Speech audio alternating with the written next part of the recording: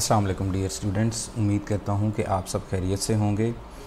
हमें काफ़ी क्यूरीज़ जो हैं वो रिसीव हुई कि वीडियो लेक्चर्स जो हैं वो अपलोड नहीं हो रहे। तो इस हवाले से इंशाल्लाह हम दोबारा से जो है अपनी सीरीज़ को शुरू कर रहे हैं और इंशाल्लाह डेली बेसिस पे जो है वो लेक्चर अपलोड हुआ करेंगे।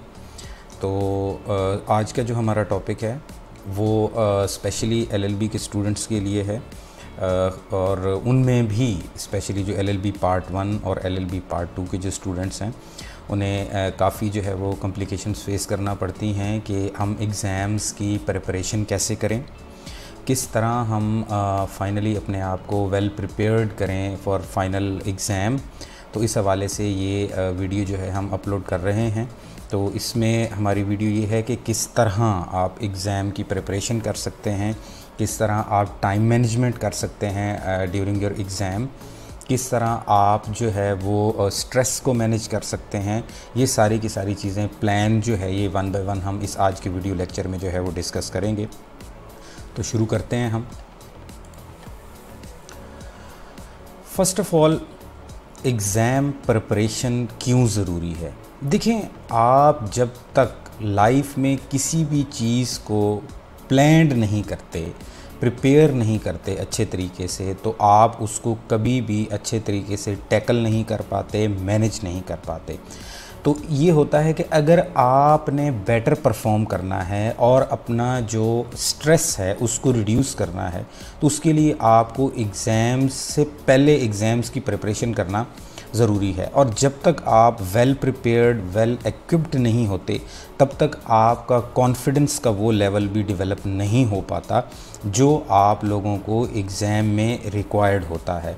अब जब भी हम पेपर चेक कर रहे होते हैं तो एक चीज़ जो है हमारे सामने आती है, वो ये है कि आप जब भी एग्ज़ाम में पेपर को अटैम्प्ट कर रहे होते हैं तो आप लोगों के एक क्वेश्चन का जो लेआउट है उससे एक चीज़ ये क्लियर हो रही होती है कि कॉन्सेप्ट आपके ठीक हैं, आपको चीज़ का पता है कि क्या है, बट आप उसको उस तरह ब्लैक एंड वाइट पे एलेबोरेट नहीं कर सकते।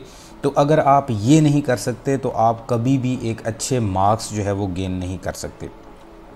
तो अपने कॉन्फिडेंस लेवल को इन्हांस करने के लिए, बेटर परफॉर्म करने के लिए और अपना जो स्ट्रेस है ड्यूरिंग एग्ज़ामिनेशन हॉल या ड्यूरिंग एग्ज़ाम जो है उसको मैनेज करने के लिए एग्ज़ाम प्रिपरेशन जो है वो बेहद ज़रूरी है।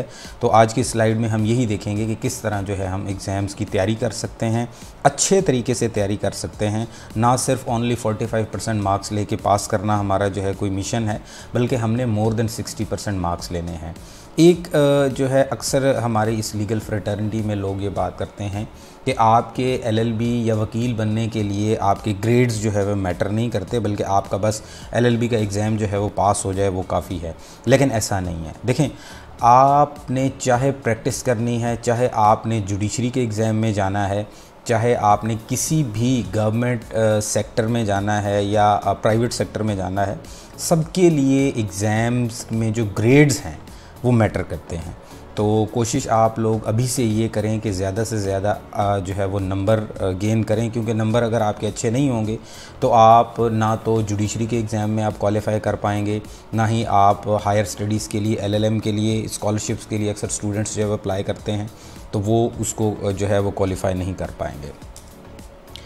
अच्छा जी, देखें, जब भी आपने एग्ज़ाम की तैयारी शुरू करनी है तो एक चीज़ मेरा बेटा अपने माइंड में आपने रखनी है, वो ये है कि आपका गोल स्पेसिफ़िक होना चाहिए। जब तक आपका गोल स्पेसिफ़िक नहीं होगा, इवन कि लाइफ के किसी भी पर्सपेक्टिव में, जब तक आपका गोल स्पेसिफ़िक नहीं होगा तब तक आप एक पॉइंट के ऊपर फोकस नहीं कर पाएंगे और आप अच्छे से तैयारी नहीं कर पाए। देखें, गोल स्पेसिफिक होने का मकसद ये है कि देखें, या तो आपने सिर्फ पास करना है, ये भी एक गोल है, या आपने अच्छे ग्रेड्स जो है वो टारगेट करने हैं, ये भी एक गोल है, या आप इसलिए एग्ज़ाम दे रहे हैं, इसलिए आप प्रोफेशनल डिग्री कर रहे हैं कि आपने उस फील्ड में अपने आप को जो है वो मास्टर करना है, एक जो है ज्यूरिस्टिक अप्रोच जो है वो लेके आनी है।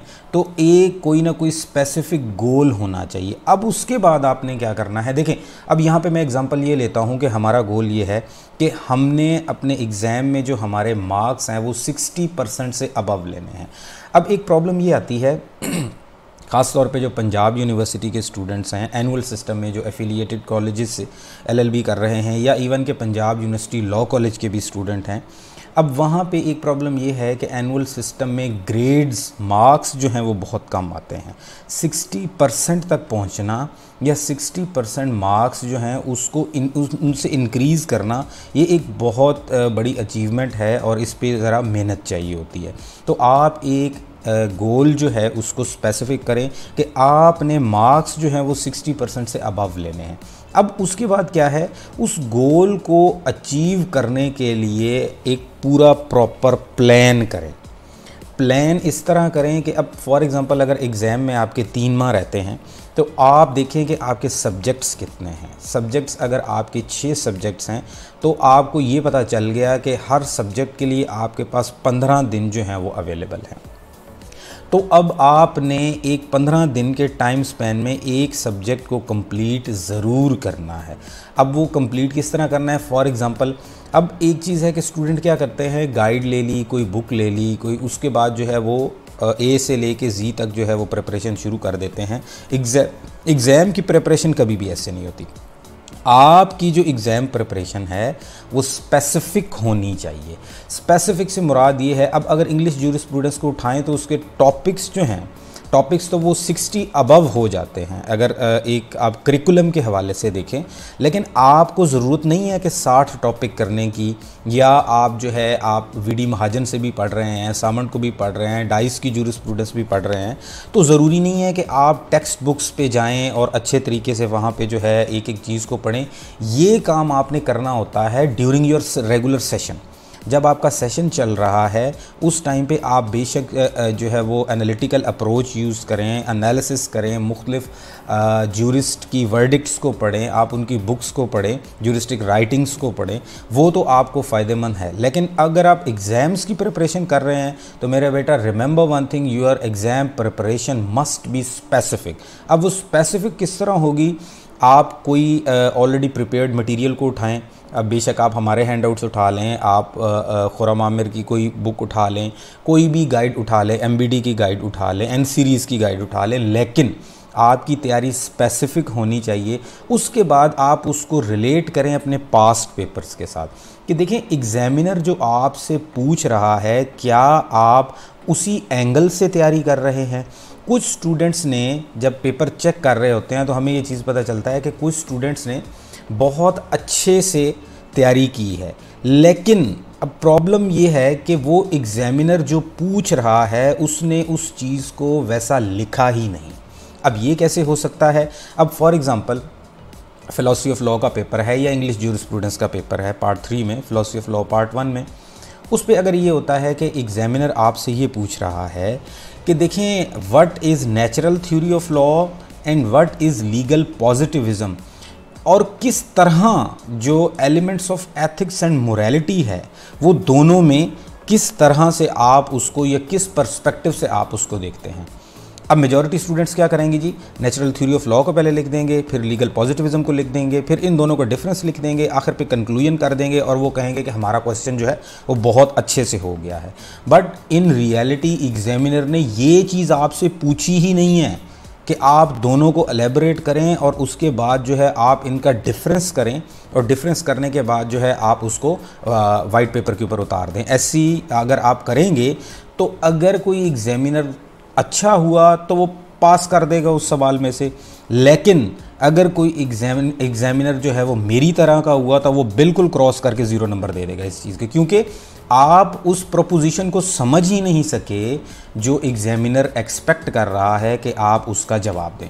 एक स्मार्ट अप्रोच आपको स्लाइड पे नज़र आ रही है। देखें, आप जब भी एग्ज़ाम की प्रिपरेशन कर रहे होते हैं आपकी अप्रोच जो है वो स्मार्ट होनी चाहिए। अच्छा देखिए, बार बार आपको टीचर्स भी बताते होंगे, मैं भी स्टूडेंट्स को ये चीज़ बताता हूँ कि आप hard work plus smart work, 2 चीज़ें होती हैं, नॉट ओनली हार्ड वर्क। अब देखें, हार्ड वर्क या लेबर वर्क तो है वो जानवर भी बहुत ज़्यादा करते हैं, ठीक है, लेकिन अब वो कुछ हासिल नहीं कर पाते। अब देखें, only hard work is not necessary to be successful. आपकी अप्रोच स्मार्ट होनी चाहिए। स्मार्ट अप्रोच मीन क्या है, यहाँ पे एक फार्मूला मैंने ड्रॉ किया है। Smart approach mean your preparation must be specific, specific होनी चाहिए।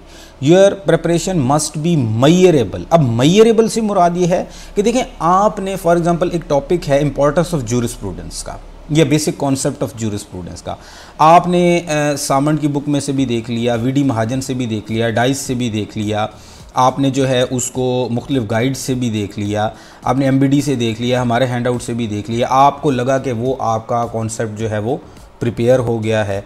तो अब जब एग्ज़ाम में अगर वो सवाल आ जाएगा तो मुझे ये बताएं कि आप इतना सारा मटेरियल जो है, हाउ इज़ इट पॉसिबल कि आप इतना सारा मटेरियल जो है वो आधे घंटे के टाइम स्पैन में जो है वो उसको पेपर के ऊपर उतार सकें। तो मयरेबल होना चाहिए, अचीवेबल होना चाहिए, जिसको आसानी से आप टैकल भी कर सकें। देखें, टाइम मैनेजमेंट बहुत ज़रूरी है एलएलबी के एग्ज़ाम में। ये वीडियो सिर्फ़ और सिर्फ एलएलबी के लिए नहीं है, बल्कि आप किसी भी एग्ज़ाम में जाते हैं, इवन आप सीएसएस के एग्ज़ाम में जा रहे हैं, पीएमएस के एग्ज़ाम में जा रहे हैं, आप जुडिशरी के एग्ज़ाम में जा रहे हैं, आप कोई भी प्रोफेशनल डिग्री का एग्ज़ाम दे रहे हैं, तो उसमें क्या है कि आपने विद इन टाइम स्पैन आपने क्वेश्चंस को मैनेज करना है। अब एलएलबी में फॉर एग्जांपल अगर आपने 3 घंटे के टाइम स्पैन में 5 सवाल करने हैं, तो आप अपने माइंड में रखें कि with in half an hour आपका क्वेश्चन जो है वो कंक्लूड हो जाना चाहिए। उसके बाद रेलेवेंट, मैंने आपको अभी ये बताया है कि ना सिर्फ एग्ज़ाम में आपने रेलेवेंट लिखना है, बल्कि मेरा बेटा जब आप एग्ज़ाम की प्रिपरेशन कर रहे हैं तो उस प्रिपरेशन के दौरान भी आपका जो मटेरियल है वो रेलेवेंट होना चाहिए।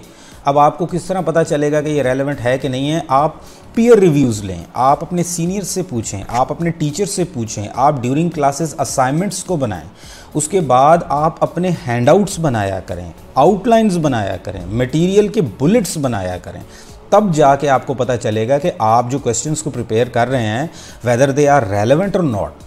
उसके बाद टाइम बाउंड होना बहुत ज़रूरी है। अब देखें, आप अपने आप को तभी टाइम बाउंड कर सकते हैं जब आप वेल प्रिपेयर्ड होंगे, वेल इक्विप्ड होंगे before entering the examination hall.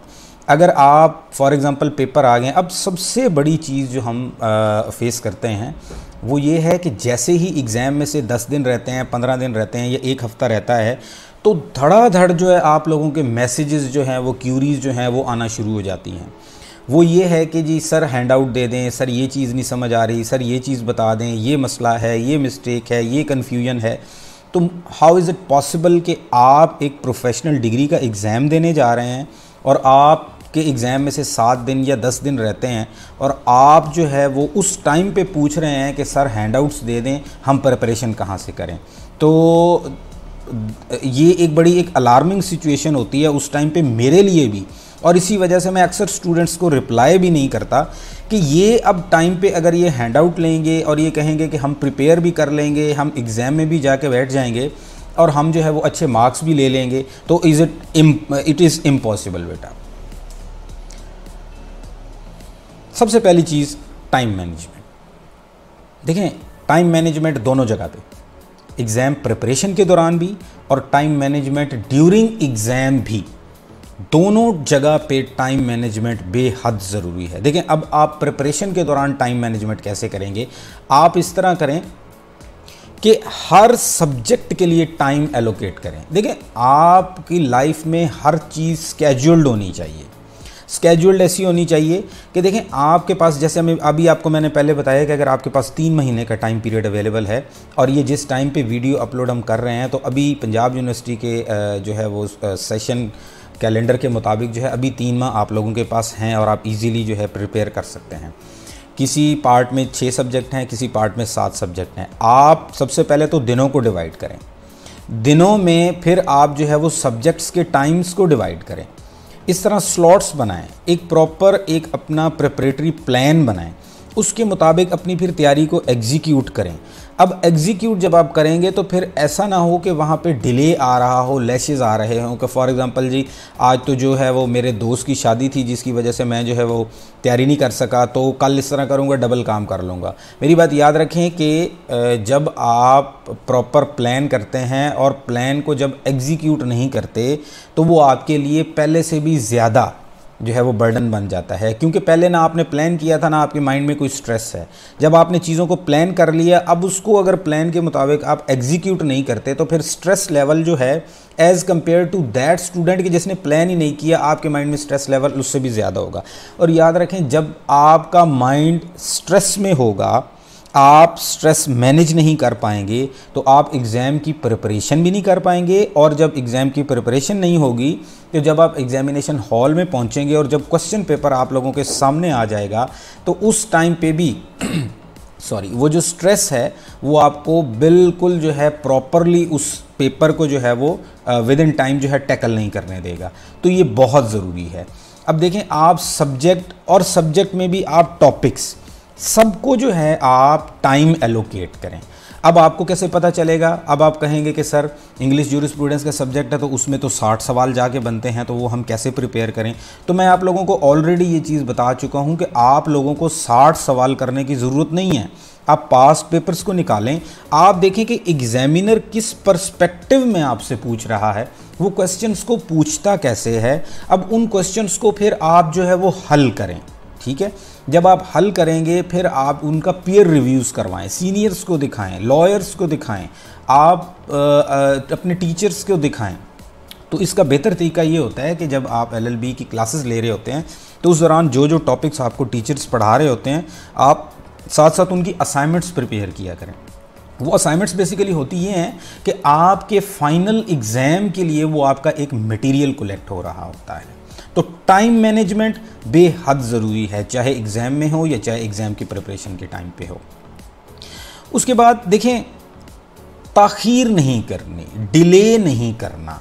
अगर आपने प्रॉपरली प्लान किया है कि फॉर एग्ज़ाम्पल आज के दिन मैंने इंग्लिश ज्यूरिस्प्रूडेंस के ये वाले 5 टॉपिक करने हैं, कॉन्सेप्ट ऑफ ज्यूरिस्प्रूडेंस भी करना है, इंपॉर्टेंस एंड स्कोप भी करना है, relation with other social sciences भी करना है, स्कूल्स ऑफ ज्यूरिस्प्रूडेंस भी करना है, analytical school as well as historical school of jurisprudence का कंपैरेटिव एनालिसिस भी करना है, तो वो 5 के 5 सवाल उस दिन में कंप्लीट होने चाहिए। देखें, एक बात मेरी याद रखें, अगर आप डेली बेसिस पे अपनी स्टडी को कॉन्टीन्यूसली 3 घंटे भी देते हैं, अगर आप 3 घंटे भी डेली देते हैं, लेकिन यू आर कमिटेड और आपके अंदर कंसिस्टेंसी अगर है, तो मैं आपको गारंटी दे सकता हूं कि आप एग्ज़ाम में जो है 60% क्या आप 70% के मार्जिन को भी जो है वो टच कर सकते हैं। लेकिन डिले जो है वो आपको बहुत ज़्यादा जो है नुकसान पहुंचा सकता है। तो डिले नहीं करना, कॉन्टीन्यूटी रखनी है, उसमें ब्रेक्स नहीं लगानी। उसके बाद है जी, देखें, आप जब एग्ज़ाम को प्रिपेयर कर रहे हैं तो आपके पास प्रॉपर जो है स्टडी टेक्निक्स होनी चाहिए। ये नहीं है कि आपने गाइड उठाई और उसको पढ़ना जो है स्टार्ट कर दिया और आपको लग रहा है कि वो आपके एग्ज़ाम की प्रिपरेशन होती है। नहीं, ऐसा नहीं करना। प्रॉपर हैंडआउट्स बनाएं, लर्निंग मेथड्स आपको आनी चाहिए, अपना मटेरियल कलेक्ट करें, अपने पीयर से डिस्कस करें, अपने टीचर से डिस्कस करें, यूट्यूब पे लेक्चर्स देखें। अच्छा, उसके बाद जो है डायग्राम्स बनाएं, मैप्स बनाएं, फ्लैश कार्ड्स बनाएं, आप आउटलाइन ड्रॉ करें, मटेरियल अपना जो है वो कलेक्ट करें। अगर आप 4 से 5 जो सोर्सेज को यूज़ कर रहे हैं तो अल्टीमेटली आपका अपना एक लिखी हुई आउटलाइन होनी चाहिए, उसको लिखें, हैंड आउट बनाएं, तभी वो आपको याद रहेगा। सिर्फ पढ़ने से या कॉन्सेप्ट समझ लेने से आप कभी भी उसको ब्लैक एंड वाइट पे जो है वो नहीं उतार सकते। एग्ज़ाम में आप जो है बहुत ज़्यादा स्ट्रेस में आ जाएंगे। और बेसिकली जो आपका एग्ज़ाम होता है, it is all about your stress management, it is all about your time management. उसके बाद स्पेस रेपिटिशन। देखें, आप अगर एक चीज़ को पढ़ रहे हैं, उसका हैंड आउट बना रहे हैं, मुख्तलिफ़ चीज़ों से कंसल्ट करके बना रहे हैं, उसके बाद अगर आपने उसको प्रिपेयर कर लिया है, तो ऐसा ना हो कि जो 5 सवाल आपने एक दिन में किए हैं, अगले दिन आप 5 सवाल करें, फिर अगले दिन 5 सवाल करें, तो जब 15 दिन गुजरें तो वो पहले दिन वाले जो 5 सवाल हैं उसको आपने उन 15 दिन में खोल के ही ना देखा हो। देखिए, इंसान का जो दिमाग है उसमें अगर रेपिटिशन होती रहती है तो वो आपको मेमोराइज होता है। लेकिन अगर आप कुछ अरसे के लिए उस चीज़ को अगर छोड़ देंगे तो वो आपके अनकॉन्शियसनेस का हिस्सा बन जाएगा और फिर उसको दोबारा से रिकॉल करना जो है वो मुश्किल हो जाता है। अक्सर स्टूडेंट्स ये बात कहते हैं कि सर तैयारी तो बहुत अच्छी थी, हमने इतने क्वेश्चन प्रिपेयर किए थे, लेकिन एग्ज़ाम में हमें वो याद नहीं आ रहा था। अब देखें, चूँकि स्पेस्ड रेपिटिशन नहीं है, आपने बार बार उस चीज़ को रिवाइज़ नहीं किया, तो आपको वो किस तरह याद आएगा? आप उसको लाशऊर दूर के उस ड्रॉल में फेंक चुके हैं कि जहाँ पे उस आपने एक मर्तबा की बजाय उसको खोला भी नहीं, दोबारा कभी उसको रिवाइज ही नहीं किया, रिकॉल ही नहीं किया, तो हाउ इज़ इट पॉसिबल कि आप कमरा इम्तिहान में जहाँ पे आपने स्ट्रेस को भी मैनेज करना है, टाइम को भी मैनेज करना है, राइटिंग स्पीड को भी मैनेज करना है, प्रेजेंटेशन को भी मैनेज करना है, लेंथ ऑफ क्वेश्चन को भी मैनेज करना है, मुख्तलिफ कलर्स के मार्कर्स भी आपने ब्लू और ब्लैक का यूज़ करना है, कैपिटल फॉन्ट कहीं पे लगाने हैं, कहीं पे स्मॉल फॉन्ट लगाने हैं, आपने एक एक चीज़ को मैनेज करना है, तो आपको वो किस तरह याद आएगा। सो बार बार चीज़ों को रिपीट किया करें। अच्छा, इंटरलीविंग से मुराद ये है कि देखें, आप कभी भी एक ही सब्जेक्ट को जो है वो स्टक होके नहीं बैठ जाना। एक दिन का आप जो प्लान बनाएंगे उसमें आप ये करेंगे कि उस दिन आप 2 सवाल इंग्लिश ज्यूरिस्प्रूडेंस के रखें, 2 सवाल इस्लामिक ज्यूरिस्प्रूडेंस के रखें, 2 सवाल लॉ ऑफ कॉन्ट्रैक्ट के रखें, जो भी पार्ट है, एग्जांपल दे रहा हूँ, अगर पार्ट 1 की बात करें तो 2 सवाल फिलॉसफी के रख लें, 2 जो है वो लीगल सिस्टम के रख लें, 2 पाकिस्तान स्टडीज़ के रख लें। इस तरह आपकी इंटरलिविंग होनी चाहिए, यानी कि एक सब्जेक्ट पे अगर आप स्टक होंगे तो हो सकता है कि आप उसी सब्जेक्ट में जो है वो अटक के बैठ जाएं और एक सब्जेक्ट के चक्कर में बाकी सब्जेक्ट्स जो है वो आपके कमज़ोर रह जाएं। सो इंटरलिविंग बहुत ज़रूरी है एग्ज़ाम प्रिपरेशन करने के लिए। एक ही सब्जेक्ट पे जो है वो सारे का सारा टाइम नहीं लगा देना। आप लोगों को पता होना चाहिए कि इन 15 दिनों के टाइम स्पैन में हमने ये 2 सब्जेक्ट जो है वो क्लियर करने हैं और अगले 15 दिनों में हमने ये 2 सब्जेक्ट क्लियर करने हैं। अब अगले जब 15 दिनों में आप सब्जेक्ट नंबर 3 और 4 पे जब जाएंगे तो साथ साथ आपने जो 1 और 2 सब्जेक्ट जो तैयार किया होगा उसको भी साथ साथ आप रिपीट करेंगे, रिवाइज करेंगे, रिकॉल करेंगे, ताकि आप चीज़ें जो हैं वो आपस में इंटरलीव भी हों, ओवरलैप भी करें और आप ड्यूरिंग एग्जाम जो है इजीली उसको टैकल कर पाएं। नोट्स टेकिंग स्किल, देखिए notes banana is also an art. अब इंशाल्लाह नेक्स्ट लेक्चर में मैं आपको बताऊंगा कि आप लोगों ने नोट्स बनाने किस तरह है, लेकिन प्रॉपर जो LLB पार्ट 1 के स्टूडेंट हैं उनके लिए थोड़ी सा ये कन्फ्यूजिव हो, लेकिन जो 2, 3, 4, 5 के स्टूडेंट हैं उनको पता होगा कि प्रॉपर जो है यूनिवर्सिटी जो है हमसे प्रॉपर लेआउट मांगती है कि आपने नोट्स बनाने किस तरह हैं। नोट्स यानी कि अगर नोट्स उस तरह आपके बने हुए होंगे तो एग्ज़ाम में आप उसको उसी तरह लिख पाएंगे। जस्ट पॉइंट्स और बुलेट्स बना के आप जो है वो कर देंगे तो फिर एग्ज़ाम में भी वही आपकी सूरत हाल होगी, क्योंकि वहाँ पे आपके पास इतना टाइम नहीं होगा कि आप उस लेवल तक की ब्रेनस्टॉर्मिंग करें कि वहाँ पे आप क्रिएटिव राइटिंग जो है वो शुरू कर दें। अगर कर सकते हैं तो वेल एंड गुड, लेकिन ये मुश्किल होता है ख़ास तौर पे स्टूडेंट्स के लिए। आपने करना ये है कि देखें, आप जब भी हैंड आउट बना रहे हैं उसकी पहली हेडिंग आपकी इंट्रोडक्शन की होनी चाहिए। आप हमारे जितने भी हैंड आउट्स देखेंगे उसमें एक आपको एक फॉर्मल लेआउट नज़र आएगा। हर क्वेश्चन इंट्रोडक्शन से शुरू होता है, कंक्लूजन पे एंड होता है। इंट्रोडक्शन के बाद मीनिंग्स आता है, फिर उसके बाद डेफिनेशंस की क्लॉज आती है, फिर उसके बाद जो main body of the question है जो उसने पूछा है फिर वो आता है, फिर आखिर पे कंक्लूजन आता है। इंट्रोडक्शन में एक कोटेशन होती है, कंक्लूजन में एक कोटेशन होती है। तो ये सारे का सारा लेआउट है। ये नोट्स टेकिंग स्किल्स हैं जो रिक्वायर करता है एग्जामिनर के आपको आना चाहिए और आपका जो क्वेश्चन है, आपका जो आंसर आपने क्वेश्चन को किया वो उसके मुताबिक होना चाहिए। देखिए सॉरी, आप जब भी हैंडआउट्स बना रहे हैं उनको बार बार रिव्यू किया करें। अब रिव्यू वो कैसे होगा कि आपने एक टॉपिक में हैंडआउट बनाया, आपने उसकी असाइनमेंट बनाई, आप टीचर से चेक करवाएं, आप किसी सीनियर लॉयर से चेक करवाएं, आप उसको जो है वो पीयर्स को रिव्यू करवाएं। अगर आपके पास कोई मेरा बेटा अवेलेबल नहीं है तो आप मुझे PDF बना के व्हाट्सएप कर दें, मैं आप लोगों को बता दूंगा कि आपने किस तरह बनाना है। और खुदारा ये जब आप हैंड आउट बना रहे होते हैं, आजकल एक बहुत बड़ा इशू ये आ रहा है कि स्टूडेंट क्या करते हैं जी, उसको टाइप करते हैं, टाइप करके हैंड आउट बना रहे हैं, टाइप करके वो टीचर को जो है मेल कर देते हैं कि सर ये मैंने हैंड आउट बनाया, क्या ठीक है। कभी भी आप टाइप्ड हैंड आउट जो है उसको नहीं उतार पाएंगे अपने एग्ज़ाम में, अपने आंसर शीट के ऊपर। हाथ से लिखा करें चीज़ों को अपने हाथ से लिखा करें, तभी वो चीज़ें आपको याद रहेंगी, तभी आप उसको अच्छे तरीके से जो है ड्यूरिंग एग्ज़ाम जो है उसको ब्लैक एंड वाइट पेपर के ऊपर जो है वो उतार पाएंगे।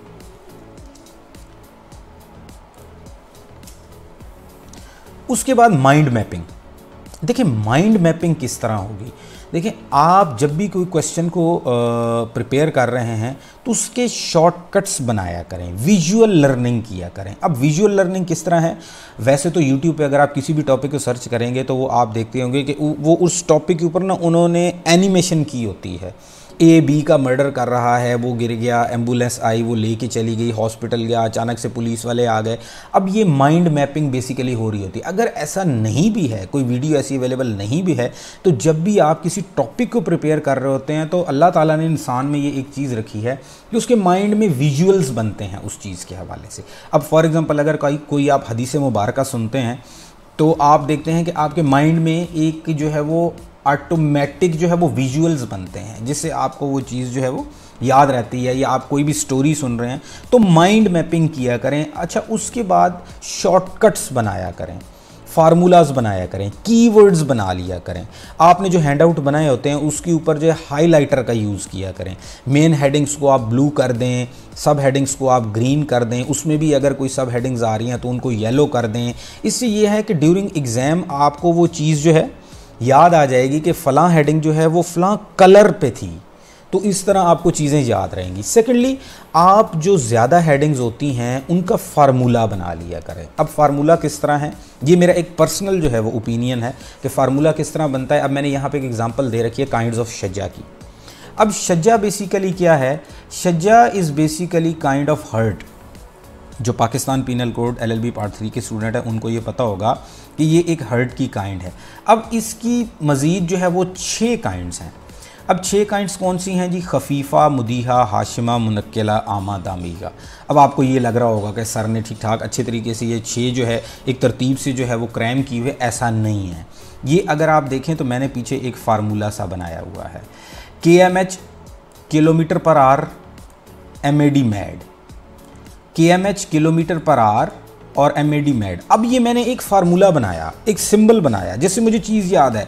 K मीन खफीफ़ा, मुदीहा, हाशिमा, मुनक्किला, आमा, दामीगा। अब इस तरह क्या है वो चीज़ मुझे याद रह गई है। अब आप लोगों को मैंने एक ही सांस में बता दिया खफीफ़ा, मुदीहा, हाशिमा, मुनक्किला, आमा, दामीगा। अब अगर आपसे पाकिस्तान पीनल कोड के पेपर में एग्जामिनर ये पूछ लेता है काइंड्स ऑफ हर्ट में कि आप शज्जा की काइंड्स बताएं, तो अगर आप इस तरतीब से आपकी ये 6 सब हेडिंग्स आ जाती हैं तो पहला ही इम्पैक्ट जो एग्जामिनर पे जाएगा वो ये है कि बच्चे को काइंड्स आती हैं, बच्चे के कॉन्सेप्ट क्लियर हैं। आप अपने आइडियाज़ और अपने कॉन्सेप्ट जो हैं इनको कनेक्ट किया करें। आपने यूट्यूब से लेक्चर देखा, आप फिर उसके बारे में सोचें, ब्रेनस्टॉर्मिंग करें। ब्रेनस्टॉर्मिंग करने के बाद अपने आइडियाज़ और कॉन्सेप्ट को फिर कनेक्ट करें। फिर कनेक्ट करने के बाद आप उसके ऊपर जो है वो मटेरियल कलेक्ट करें। मटेरियल कलेक्ट करने के बाद आप अपना हैंडआउट प्रिपेयर करें। हैंडआउट जब प्रिपेयर करेंगे और एक प्रॉपर लेआउट और फॉर्मेट के साथ, जिस तरह मैंने बताया, तो वो आपका एक हैंडआउट एक फॉर एग्जामिनेशन पर्पज़ जो है वो तैयार हो जाएगा।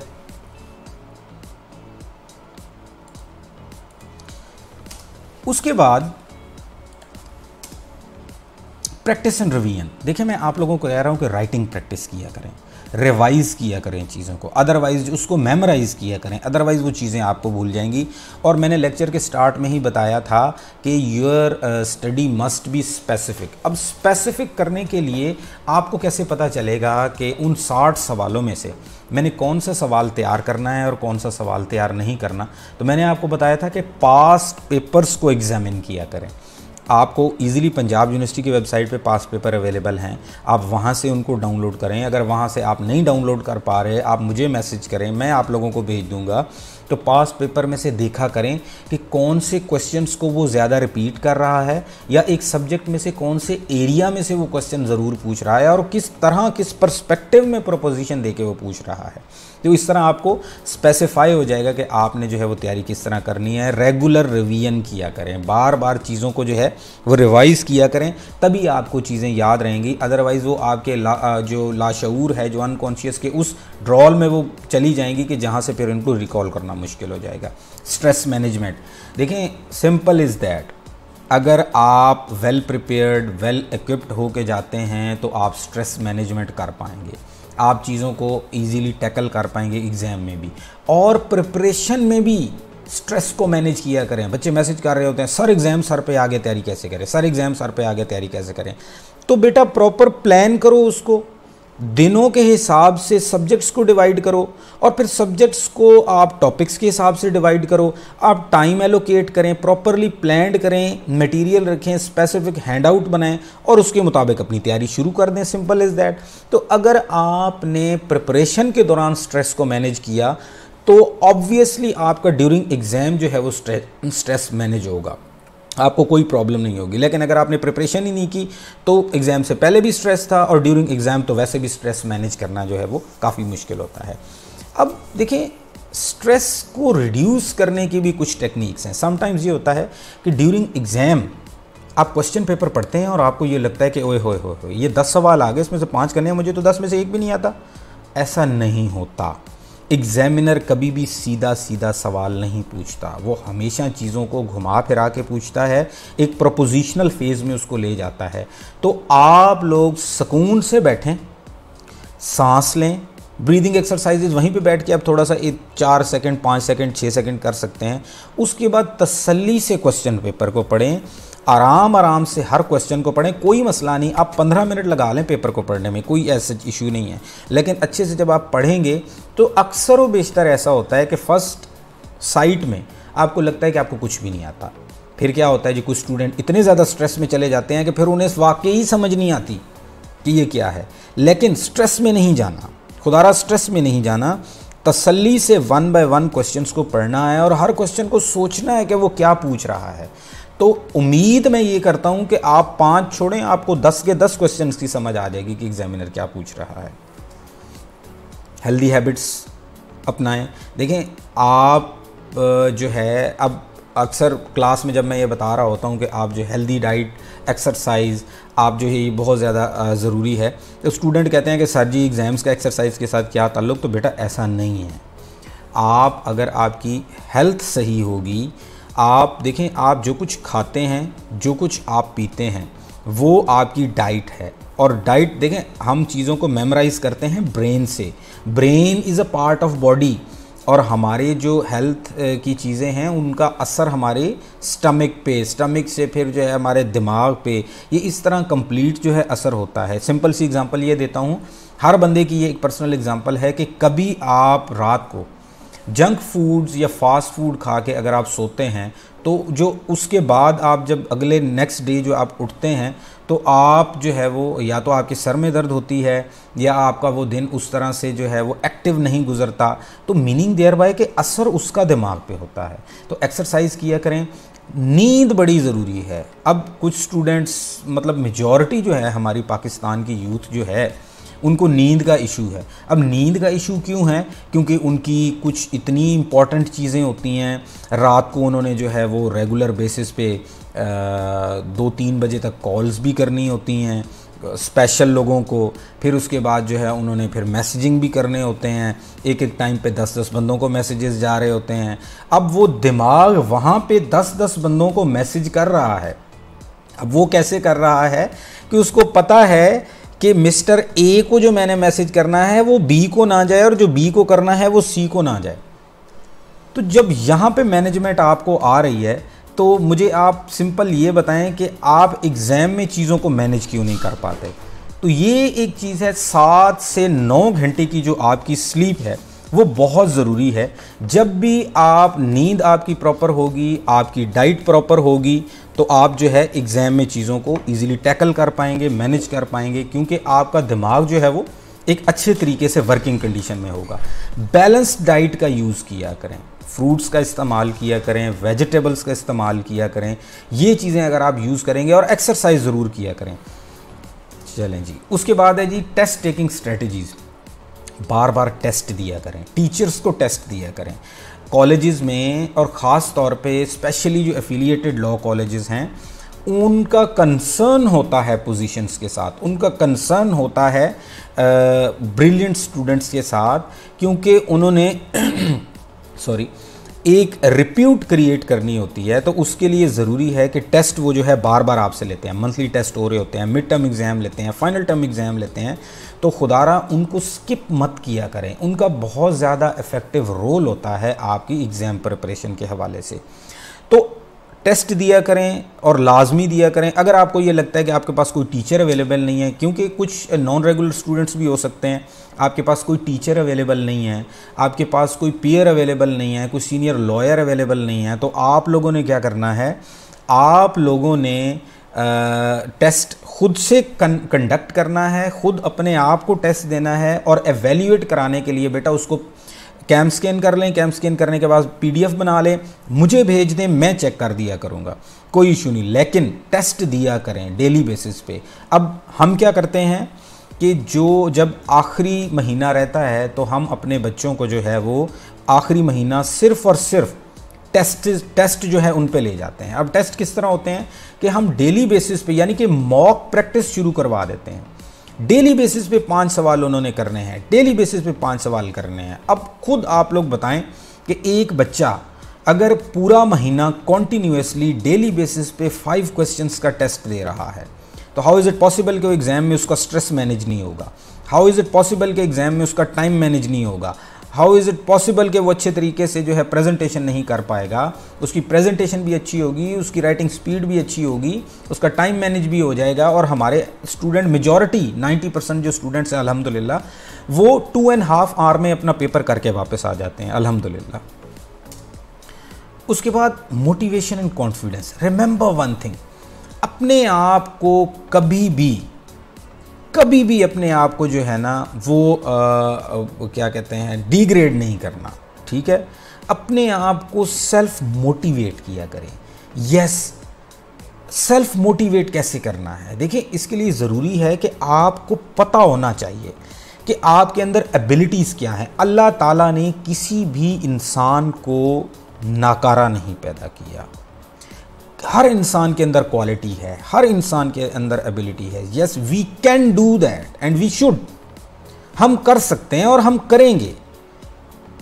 आप जिस लेवल पे हैं, आप प्रोफेशनल डिग्री के स्टूडेंट हैं, तो आप लोग लेमैन तो नहीं हैं, आप लोग मैट्रिक करके आए हैं, इंटर करके आए हैं, आप लोग अनएजुकेटेड नहीं हैं, आप लोग पढ़े लिखे हैं, आपको चीज़ों की समझ है, आपके अंदर शऊर है, तो आप क्यों नहीं कर सकते। आखिर वो बच्चे भी तो हैं जो गोल्ड मेडल तक ले जाते हैं, 70-80% तक नंबर ले जाते हैं, तो वो कैसे ले जाते हैं। दिमाग तो उनके पास भी एक है, हमारे पास भी एक है, आखिर वजह क्या है। कुछ लोग इसका जवाब ये देते हैं, देखिए जी उनकी जो है ना वो बेस स्ट्रॉन्ग होती है।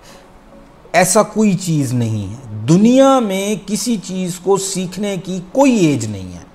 आप जब चाहें सीख सकते हैं, आप जब चाहें लाइफ में अपने आप को इस काबिल बना सकते हैं कि you can do everything. Remember one thing, nothing is an impossible in this world. दुनिया में कुछ भी मुश्किल नहीं है, टाइम लगता है, मैनेज करना पड़ता है, आपको टाइम मैनेजमेंट आनी चाहिए, आपको एथिक्स आने चाहिए, वर्क एथिक्स आने चाहिए, आपको स्ट्रेस मैनेजमेंट आनी चाहिए, आपको टाइम मैनेजमेंट आना चाहिए। और बी पॉजिटिव, अपने आप में नेगेटिव वाइब्स को खुदारा ख़त्म करें। वो जी उसने मुझे ये बात कह दी तो क्यों कहा जी, बहुत गलत किया, अब उसने बात कह दी तो 2 दिन आपके गए, क्यों। देखिए ये छोटी छोटी चीज़ें हैं जो आपको एग्ज़ाम में कामयाब करेंगी। भाई उसने बात कह दी तो वो उसने कह दी, आपका उससे क्या ताल्लुक़ है। आप इसका मतलब कि अगर किसी शख्स ने आपको कोई बात कह दी या फ़ोन पे फॉर एग्जांपल जी आपने एक बंदे को गुड मॉर्निंग कह दिया और उसने आपका मैसेज सीन करके आपको गुड मॉर्निंग टू नहीं कहा, तो इसमें क्या हर्ज है। तो आप क्यों अपने आप को इतना स्ट्रेस में लेके जा रहे हैं कि आपने अपने 2 दिन जो है वो वेस्ट कर दिए उसी टेंशन में। तो खुदारा स्टे पॉजिटिव, बी पॉजिटिव, अपने अंदर एबिलिटीज़ को पहचानें, अपना कॉन्फिडेंस लेवल एनहांस करें। ये चीज़ें भी आपको स्ट्रेस मैनेजमेंट में जो है वो फ़ायदा देंगी। अच्छा देखिए, आजकल रिसोर्सेस को अप्रोच करना बिल्कुल भी कोई मुश्किल चीज़ नहीं है। देखिए मैंने यहाँ पे लिखा कि tip from my side, chat GPT is the best. अगर आपके पास कुछ भी अवेलेबल नहीं है, किसी भी टॉपिक के ऊपर मटेरियल अवेलेबल आपके पास नहीं है, सिंपल इज़ दैट कि आपको चैट जीपीटी यूज़ करना आना चाहिए। मैं अपने हर स्टूडेंट को ये एडवाइस करता हूँ कि चैट जीपीटी को यूज़ करना सीखो। टॉपिक का नाम लिखो, उसे कहो कि इस पे मुझे फ़लाँ हेडिंग के ऊपर मटेरियल निकाल के दो, फ़लाँ हेडिंग के ऊपर मटेरियल निकाल के दो, अपना हैंड आउट तैयार कर लें, अच्छे से उसको रीड करें, उसमें से चीज़ों को जो है वो मॉडिफाई करें और अपना एक हैंड आउट तैयार कर लें। तो आजकल तो कुछ भी मुश्किल नहीं है। एआई जब से आया है, आर्टिफिशियल इंटेलिजेंस ने, तो मटेरियल जो है, ख़ास तौर पे जो लिटरेचर रिव्यू है, उसको तो बहुत ज़्यादा आसान कर दिया है। तो इसको आप यूज़ करें। और उसके बाद देखें, हर शख्स के पास टीचर्स अवेलेबल होते हैं। टीचर से आप जो है वो फीडबैक लिया करें, उनसे असिस्टेंस लिया करें, पीयर से लिया करें, सीनियर से लिया करें। अगर किसी के पास कोई टीचर अवेलेबल नहीं है, उसको कहीं से कुछ समझ नहीं आ रहा, तो खुदारा मुझे वॉइस नोट छोड़ दिया करें व्हाट्सएप पे। मैं जैसे ही फ्री हुआ करूँगा मैं आप लोगों को जवाब दे दिया करूँगा। लेकिन अपने आप को कभी भी ये मत समझना कि आप नहीं कर सकते क्योंकि आपके पास टीचर अवेलेबल नहीं था। आप नहीं कर पाए क्योंकि आपके पास कोई सीनियर अवेलेबल नहीं था। आप नहीं कर पाए क्योंकि आपके पास नोट्स अवेलेबल नहीं थे। मैंने आपको बता दिया कि नोट्स अवेलेबल नहीं है तो चैट जीपीटी से बनाएं। टीचर अवेलेबल नहीं है तो मुझसे रब्ता करें। लेकिन खुदारा अपने आप को वेस्ट होने से बचाएं।